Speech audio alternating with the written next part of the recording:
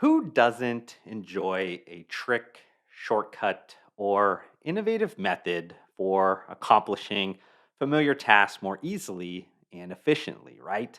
While these types of life hacks are heralded throughout society, its fraternal twin known as biohacking seems like a strange cult-like mix of amateur DIY medicine and things you'd read in a futuristic sci-fi novel.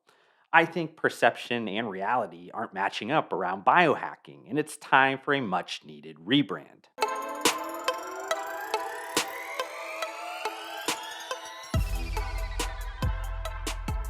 The term biohacking has skyrocketed in popularity and recognition over the past handful of years.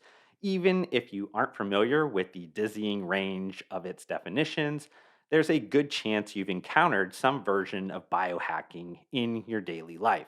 Maybe you've seen someone in your office putting butter in their coffee, or you've seen an uptick of influencers you follow online doing morning cold plunges, or you talked to a friend recently over the holidays that started intermittent fasting. The list can go on, but biohacking is any practice that changes the structure or function of the body. While that broad definition is sufficient, it leaves too much to the imagination, and that's maybe the problem. I'm not sure anyone can really pinpoint the origin of biohacking, though the term has been around since the late 1980s. The modern DIY biology movement that started in the mid 2000s seems to have been birthed from the 90s computer hacker era principles of radical access to technology and autonomy of information. In the same vein, why should scientific knowledge be gatekept, right? That ethos led to a rise in popularity of doing science outside of academia that started to happen in the late 2000s. But maybe that's also where the perception and reality of biohacking started to get distorted for the common person. In a traditional, academic environment, science experimentation on humans requires review and approval from many layers of bureaucracy. Since biohacking is done on oneself, it doesn't need to go through the same red tape. That means experiments can happen at a very fast pace. Whether it's genetic, surgical, medical, whatever, biohacking was pushing boundaries. And in an attention economy, who loves brazenness that can cut through the noise? Media companies.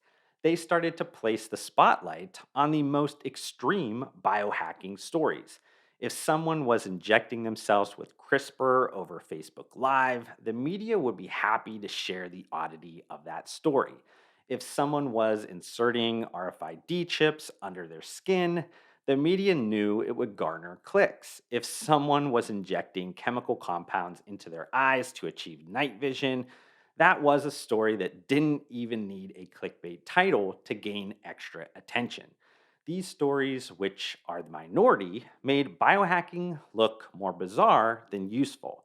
It doesn't help that the biohacking movement has really tons of these subcultures like grinders or immortalists or transhumanists, and even those advocating a return to a primal state.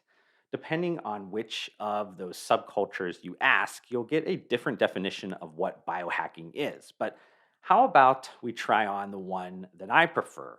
I explain biohacking as making small, incremental diet or lifestyle changes to achieve modest improvements in your health and well being. By that broad definition, biohacking seems like a recognizable pursuit, right?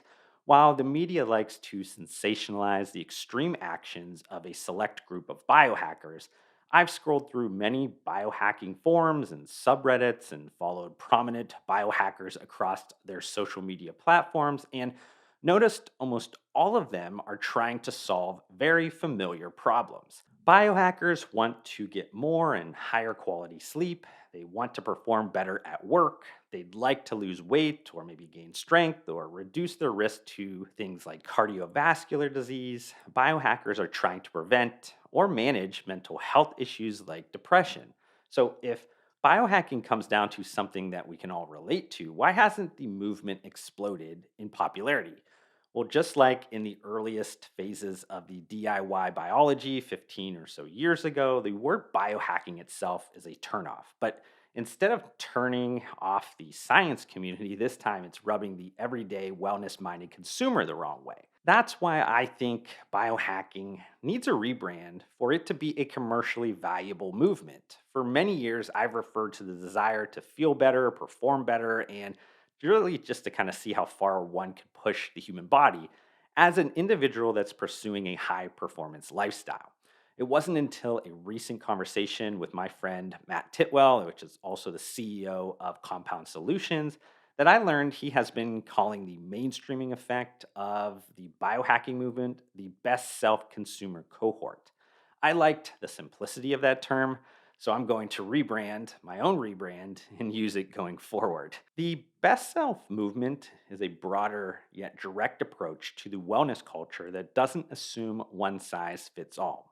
It's the consumer that simply wants to be better each day. The best self caters to the whole self, and these individuals want real solutions when it comes to things like healthy sleep cycles, getting adequate hydration, eating nutrient dense foods, and consuming wellness supplements. Now, in the same sense, when alternative medicine that works just becomes medicine, when biohacking practices work, they just become best self stuff we do. There's plenty of these like age old best self techniques like meditation that I could list, but I'm a CPG strategist. So, what do you say we jump over to that sector for the final part of this content?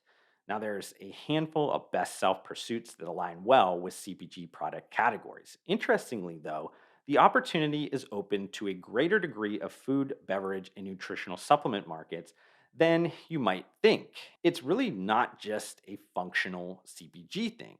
This is because a major best self technique revolves around following a diet protocol.